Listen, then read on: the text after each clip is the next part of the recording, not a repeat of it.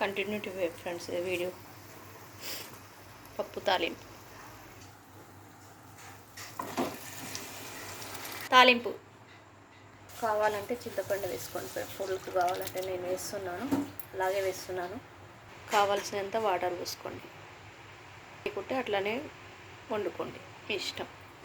నేనైతే water add చేశాను friends. ఇప్పుడు అన్నంలోకి కాబట్టి కొద్దిగా వాటర్ యాడ్ చేసుకున్నాను గ్రేవీ కొరకు. రోటీస్కి అయితే అలాగ ఏదైనా బాగుంటుంది, ఎలా అయినా పెసరపప్పు బాగుంటుంది ఫ్రెండ్స్. నాకు ఇష్టం, పప్పులు ఏవైనా ఇష్టమే ఫ్రెండ్స్. ఇఫ్తార్ కొరకు అన్నం కూడా పెట్టుకున్నాను ఫ్రెండ్స్. అన్నం కూర పప్పు రెండు అవుతున్నాయి ఒకటేసారి. పప్పు పిల్లలకు కూడా చాలా ఇష్టం ఫ్రెండ్స్. కూర కూడా కంప్లీట్ అయింది, పప్పు కంప్లీట్ అయిపోయింది ఫ్రెండ్స్. చూడండి ఉడికిపోయింది. ఒక 2 మినిట్స్ తర్వాత బంద్ చేసుకుంటాను.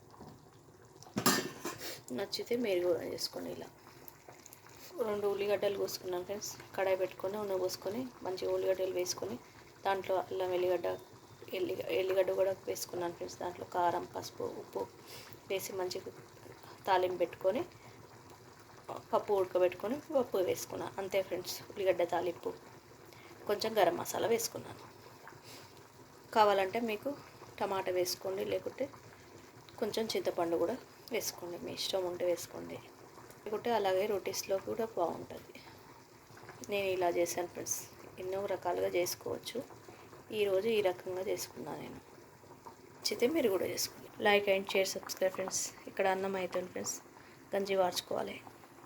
చేను బియ్యం, మా బియ్యం మా నాన్న ఇచ్చింది. కొత్త బియ్యం ఫ్రెండ్స్. ఇవి చాలా త్వరగా అయిపోతుంది.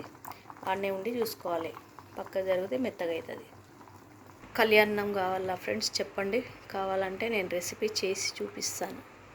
వార్చుకుంటే బాగుంటుంది ఫ్రెండ్స్. అన్నం హెల్త్కి కూడా మంచిది. నానమ్మ చేసేది అలా.